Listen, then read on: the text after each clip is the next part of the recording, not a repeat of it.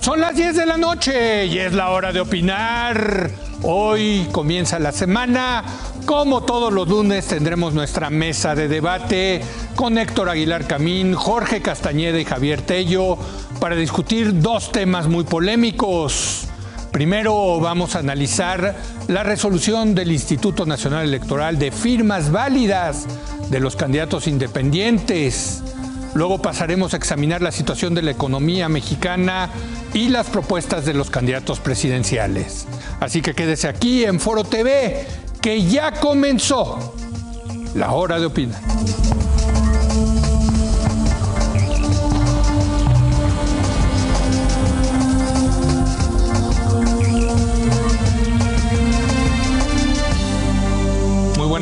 Buenas noches, Héctor Aguilar Camín, ¿cómo estás, Leo, Héctor? Jorge Castañeda, buenas noches, y Javier Tello, muy buenas noches. El viernes el Instituto Nacional Electoral dio a conocer el número de firmas válidas de los aspirantes independientes a la presidencia, donde solamente Margarita Zavala juntó el número de apoyos válidos para estar en la boleta para ser efectivamente candidata. A Jaime Rodríguez Calderón, el Bronco, y a Armando Ríos Peter, el Jaguar, se les invalidaron cientos de miles de firmas, principalmente por duplicación de apoyo, simulaciones e inconsistencias. Los dos tendrán 5 días para impugnar la decisión que deja a Margarita, por lo pronto, en la boleta electoral como única opción independiente.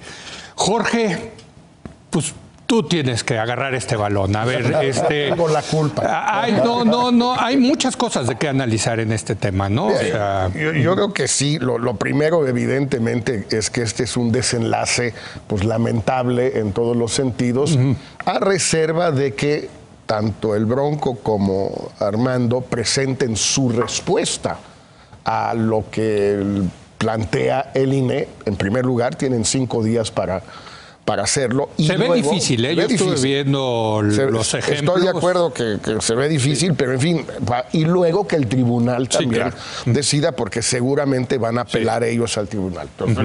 Ahora, yo creo que aquí hay 3 elementos que son interesantes, independientemente que luego pasemos al caso específico de Margarita. Pero en el caso del Bronco, de Armando y de Marichuy, porque Marichuy es el ejercicio contrafactual más interesante.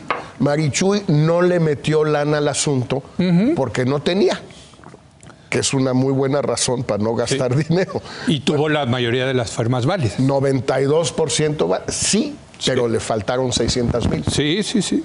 Yo creo que ahí es donde está el caso, el ejemplo interesante de Marichuy.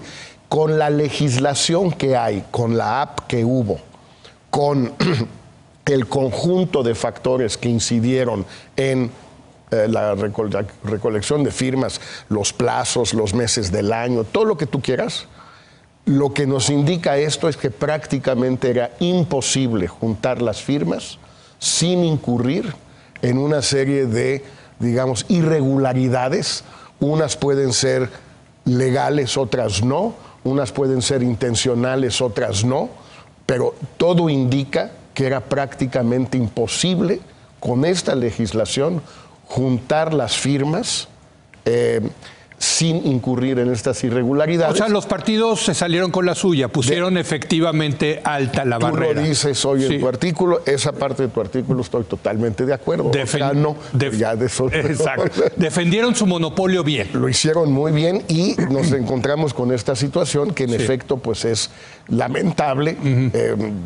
Yo me siento incómodo porque salió mal. Me siento cómodo porque de alguna manera en lo personal sí me adelanté a esto.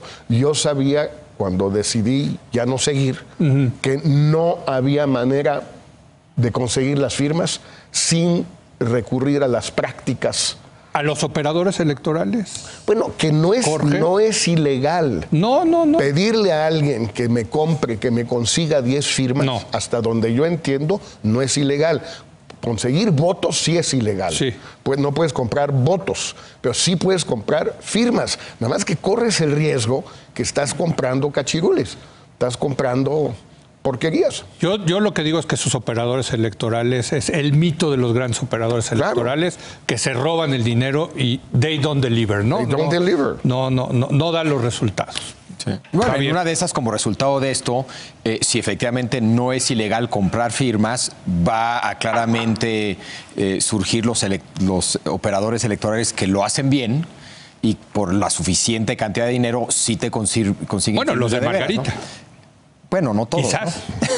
¿No? No, bueno. Pues ahorita hablamos de eso. Pero yo recuerdo muy bien que en esta mesa, precisamente cuando arrancó el proceso, en parte porque Jorge lo venía diciendo desde antes, no se ve cómo lleguen, y si llegan, pues habrá todo tipo de sospechas de que se llegó de una manera incorrecta, pues es lo que estamos viendo. Aunque ya parecía que todo el mundo daba por hecho que iban a aparecer en la boleta estos tres. O sea, como que dimos por sentado muy rápido que todo... Fíjate qué interesante, no sé si eran ganas de no ver algo que nos incomoda ver, y de querer ver algo que todos queríamos ver, independientemente de nuestras posturas sobre independientes y sobre cada uno de los independientes, como que teníamos ganas de que esto funcionara. Bueno, porque ellos se presentaban como diferentes.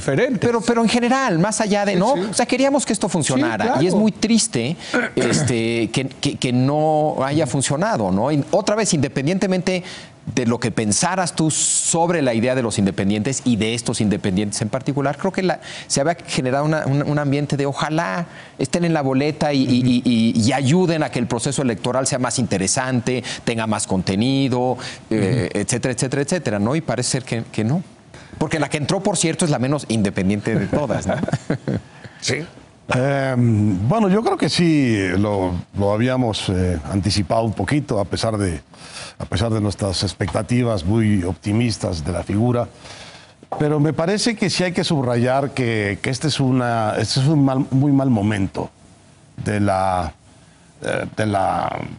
cultura política y diría de la moral política mexicana. Porque de estos independientes nosotros esperábamos un comportamiento como el de Marichuy. Sí. Que es la candidata independiente realmente ejemplar de este proceso, porque se atuvo a las reglas y aceptó lo que le daban las reglas y nada más. Ninguno de los otros se atuvo a las reglas.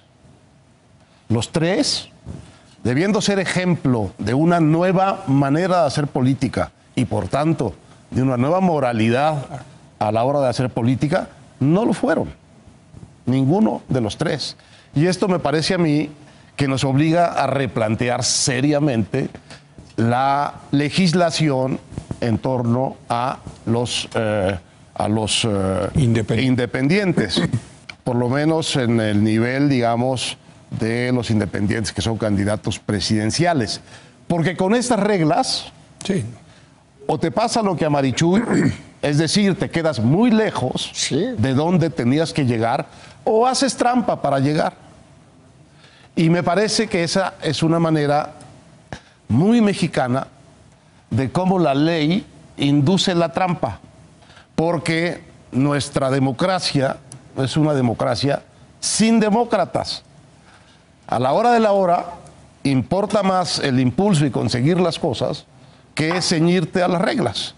Y este ha sido, tristemente, el caso de los independientes en el nivel presidencial. Sí. Porque al otro nivel está. Quizá hemos perdido de vista una cosa que también dijimos mucho aquí, que la figura del candidato independiente no tolera espacios de representación demasiado grandes, porque no puede competir con los partidos que ya están ahí. Tema de escala, ¿no? En cambio, es muy viable para una comunidad pequeña, para una presidencia municipal, para una diputación, para una senaduría. El caso de Kumamoto me parece del otro lado ejemplar también, porque es las dos cosas. Es ética política y modernidad en la manera de reclutar sus firmas. 95% de las que presentó fueron válidas. Ahí lo tienes. Entonces, claro, hay que revisar esto otra vez, pero yo diría que esta primera pasada salió muy mal. Muy mal. Ahora, aquí hay dos elementos adicionales. El primero es, invalidan al Bronco y al Jaguar por no haber alcanzado el número de firmas. Así es. No por haber hecho trampa en cantidades pues monumentales. O sea, en el caso de Ríos Peter, casi el 50% de simulación. Pero son dos argumentos distintos y yo tengo entendido, aunque no soy ni mucho menos un experto, que los dos deben invalidarte.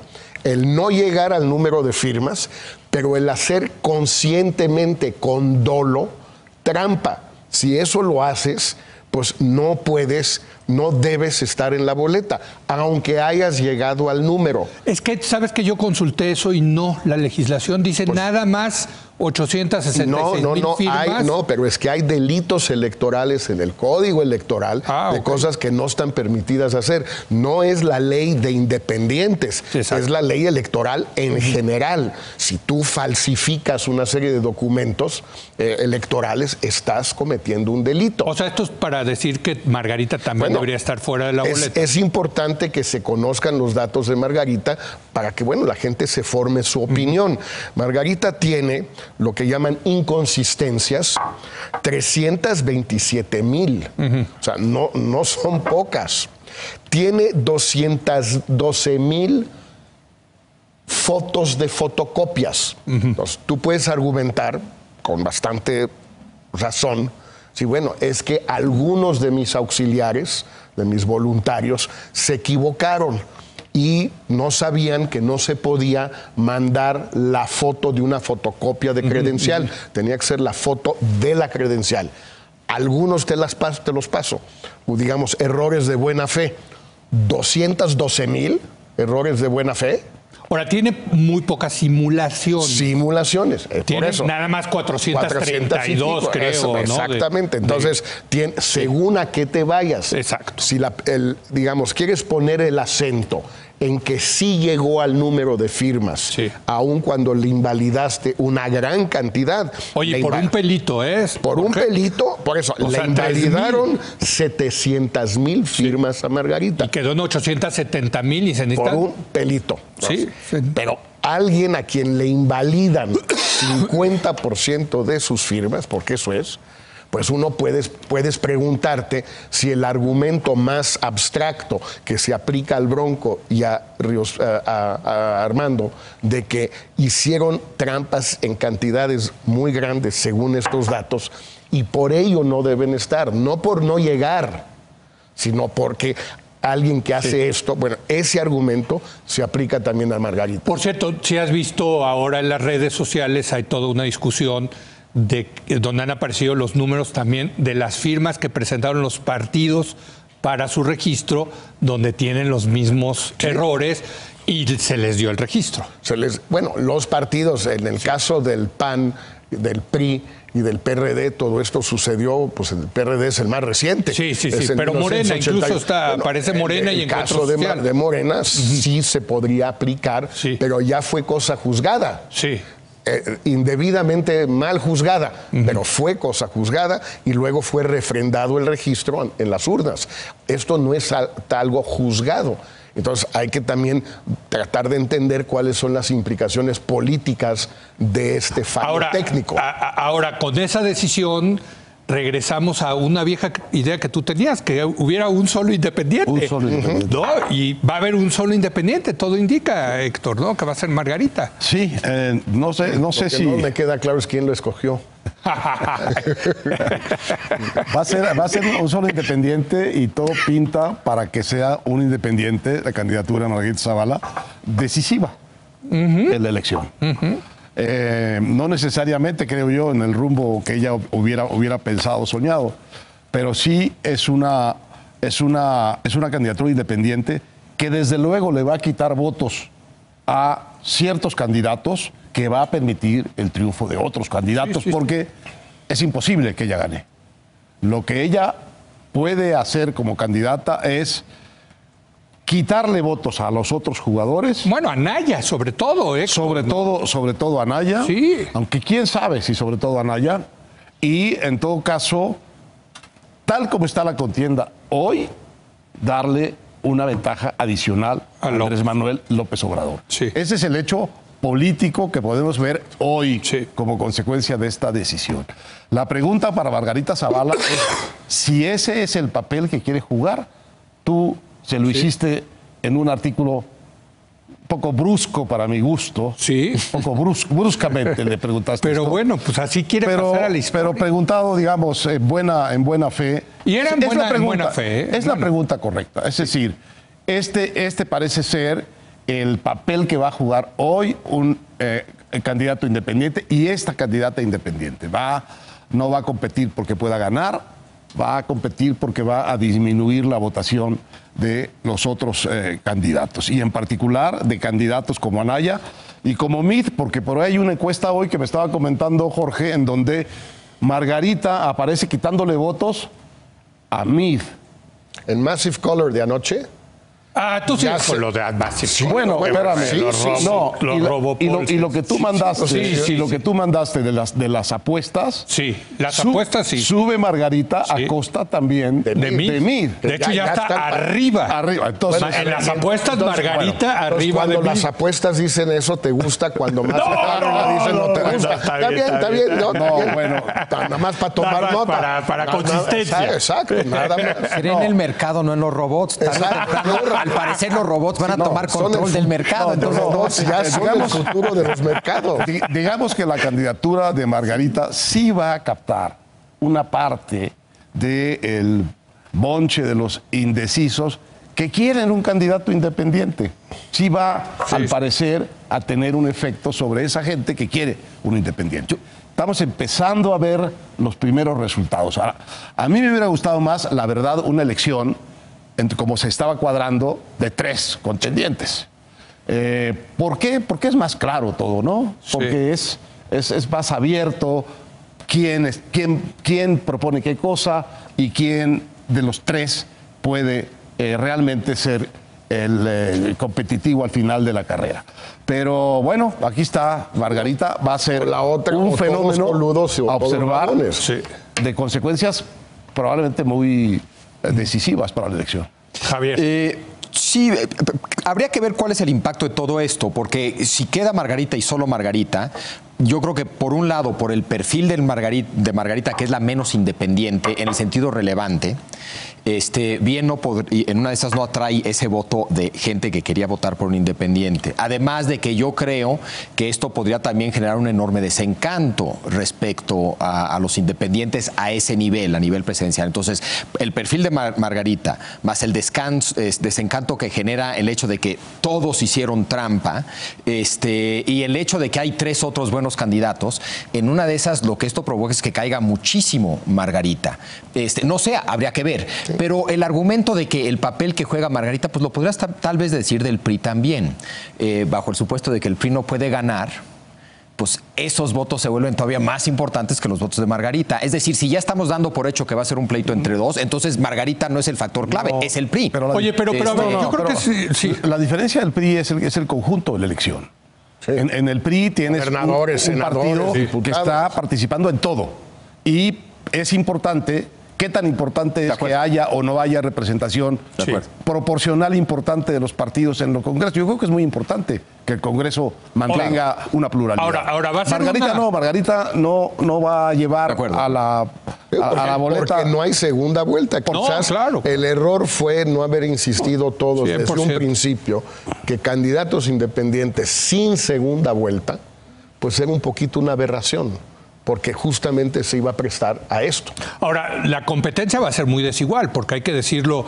Yo argumentaba en mi artículo sobre Margarita que, a ver, no va a tener dinero, no va a tener spots, no va a tener, o sea, sí entra en una posición muy endeble. Difícil ganar así, ¿no? O sea, no tiene aparato. No tiene aparato. Digamos, el estigma de la trampa la va a afectar a ella sin la menor duda. Que si fue un poquito más o un poquito menos, ya es un poco la doctrina Layín radicada en San Blas. Solo robé tantito. Ajá. Sí, bueno, pues a ver, la trampa es la trampa. Ahora, y ese estigma se le va a quedar. Ahora, Jorge, al frente le convendría que no estuviera Margarita en la boleta. Yo por supuesto que sí. Por supuesto. Que no estuviera. Que no estuviera. Así es.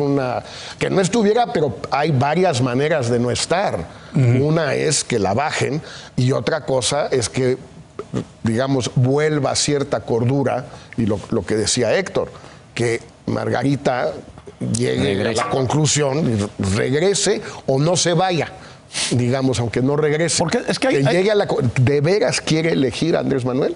Es que eso es lo increíble, después de lo que pasó en 2006, parece que no tenemos memoria. Pero a ver, ¿no? López Obrador le envenenó la presidencia a Felipe Calderón, perdón, hay que decirlo, ¿o no? Se la echó a perder. Pero hay dos lógicas aquí, ¿no? Una es la lógica absolutamente legítima, aunque venga de un partido y no cuadre como un candidato independiente en estado puro. La lógica legítima de abrirse su camino como candidata independiente y competir en la elección. Esa a mí me parece que es impecable. Ahora, viene el segundo momento, que es el momento de los políticos, que es qué consecuencias reales tiene esa legítima aspiración que tienes. Y ese es el momento en que vamos a empezar a ver, porque estas primeras indicios que hay, pues son unos indicios muy genéricos, pero vamos a empezar a ver cuál es la verdadera física de esta elección, es decir, quién le quita a quién. Exacto. Y quién pierde a costa de quién, y por tanto, a quién benefician todos estos acomodos, ¿no? Entonces, yo lo que veo ahora es que esta candidatura de Margarita Zavala no creo que esté en su intención, pero tiene en este momento la consecuencia de facilitarle la competencia a López Obrador. Y con una cosa que hemos platicado tú y yo, Javier, que en una de esas Margarita le puede ganar a José Antonio Meade, imagínate. Pues eso es lo que dicen, ¿no? las apuestas. Las apuestas que tú mandas. Sí, pues sí, bueno, pero no. Imagínate. Y entonces Meade le estaría robando votos a Margarita. No, bueno, a ver, si eso pasa, a ver, yo creo que sí puede ser preocupante. ¿Tú sí crees que...? A ver, no, sí es que pasa, o sea... Sí. Que se desfonde José Antonio Meade. Que lleguemos al punto donde el partido que le dio gobernabilidad, de la que ya sabemos, durante 80 años a este país, pues esté llegando a un cuarto lugar y en vías de extinción. Y eso pues sí sería un problema serio, porque ese vacío no lo llena nadie. No, sí se van con el López Obrador. Pues, eso es lo que está ocurriendo. Entonces tienes lo que hay un trasvase, hay un trasvase. Entonces sí. Tienes, pues hay que pensarlo muy bien, porque entonces tienes lo que decía Héctor, mayoría en la Cámara de Morena y 40 senadores, 50. Sí. Y yo creo que yo no quiero abandonar la parte... No lo digo yo. Sí. Lo dice Buendía. Sí, claro. ¿Que es el encuestador de quién? De Anaya. Del Frente. De Anaya, sí, así es. No, yo quiero regresar al tema de la moral política, moral pública. Es una palabra imposible, pero bueno. Que no nos dé miedo, porque precisamente cuando te da miedo hablar de eso, cedes ese territorio a alguien más. No es que desaparezca el tema del debate público. Entonces, en ese sentido, creo que hay que meterlo. Yo sí creo que, en efecto, esto es un mal momento para la moral política, para la moral pública. Y eso, para mí, significa que eso beneficia a quien tenga un discurso moral creíble. Y hoy por hoy, y no porque en el fondo sea creíble, no nos metamos a ese debate. ¿Quién se beneficia de esto? Una vez más, quien se beneficia es quien ha tenido un discurso moral, creíble en el sentido que la gente le cree, en el sentido que conecta, es López Obrador. Y se vuelve muy importante ante este tipo de situaciones. O sea, porque ¿qué es lo que genera esto en la gente? Sí. Pues qué horror. Todos son iguales, ¿no? Excepto ya sabes quién. Sí. ¿No? Entonces, eso, pues... ahí está. Por cierto, que algún día tendremos que debatir aquí qué significa esto de hacer una constitución moral. Hablando de moral, tú que no le tienes miedo a la palabra moral, yo cuando empiezo a escuchar constitución moral, sí me empiezan a dar estertores. Hay componentes importantes de toda constitución que son morales, ¿no? No, pero él lo que quiere es una constitución moral, aparte de la constitución de los Estados Unidos mexicanos, ¿no? Pero en fin, vamos a una breve pausa, si les parece, y regresamos con el tema económico, la situación económica de nuestro país y las propuestas de los candidatos.